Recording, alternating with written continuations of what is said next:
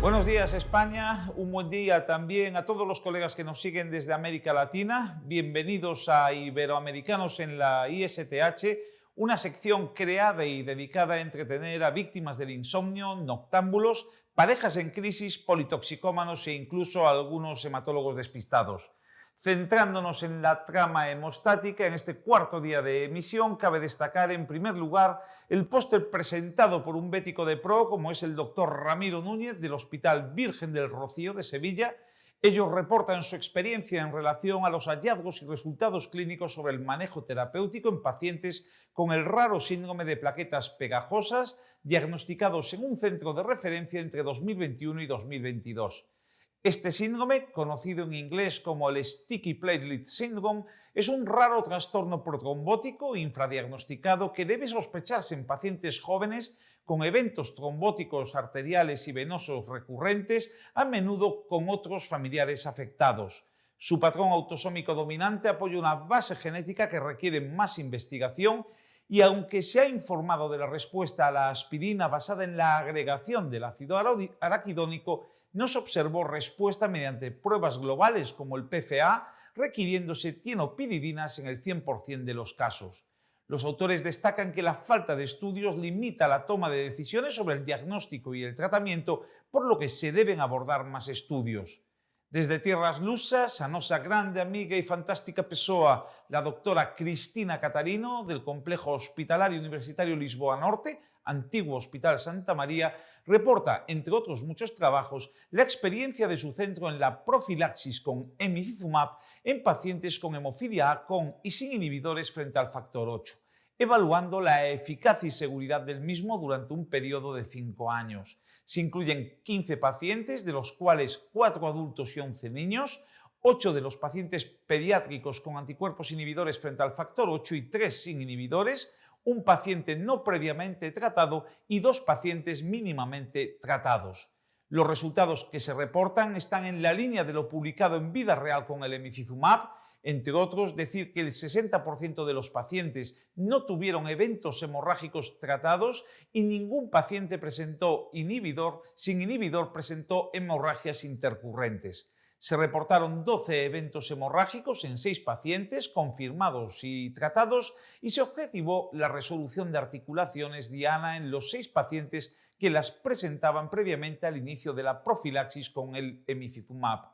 Los resultados muestran una tasa de sangrado inesperadamente baja en este grupo de alto riesgo y los procedimientos invasivos efectuados, incluidas 2 cirugías ortopédicas mayores, transcurrieron sin incidentes. Hay que recordar que solo ahora, recientemente, emicizumab acaba de recibir precio reembolso en Portugal.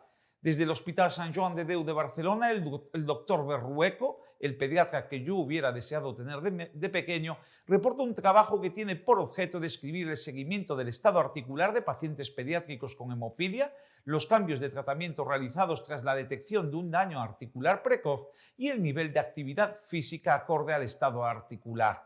La evaluación periódica de su serie de pacientes pone de manifiesto un estado articular bueno que les permite llevar un buen nivel de actividad física y sin restricciones.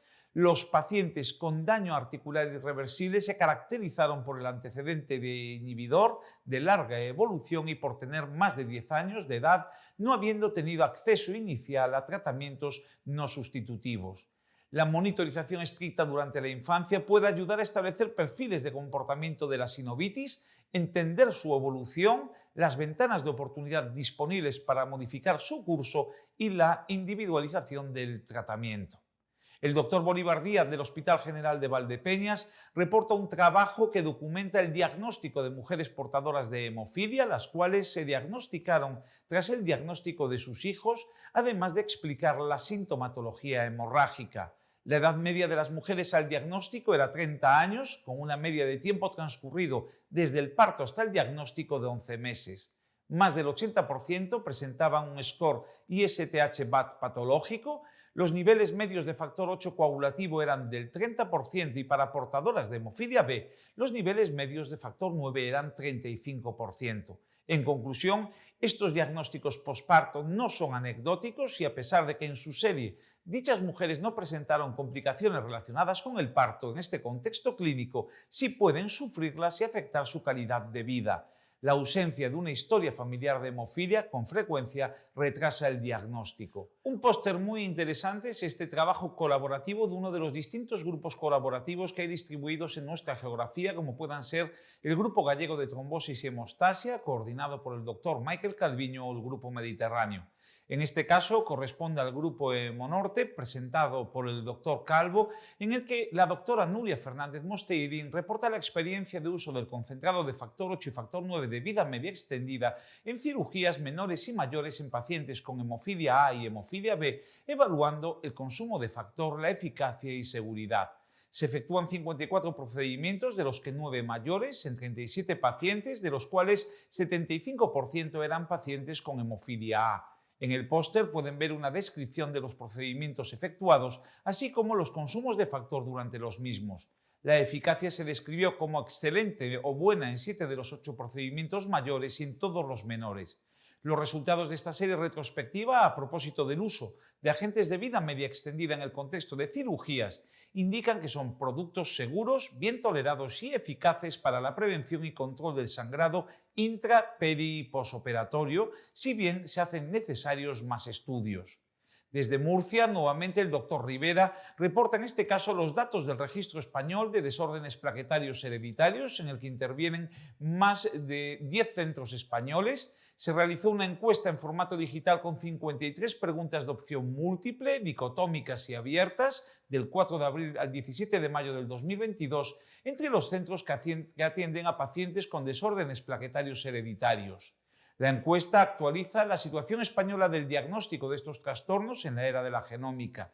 Se observa que la aproximación diagnóstica global es similar entre centros, pero eso sí, hay una considerable variabilidad en la disponibilidad y uso de herramientas de laboratorio.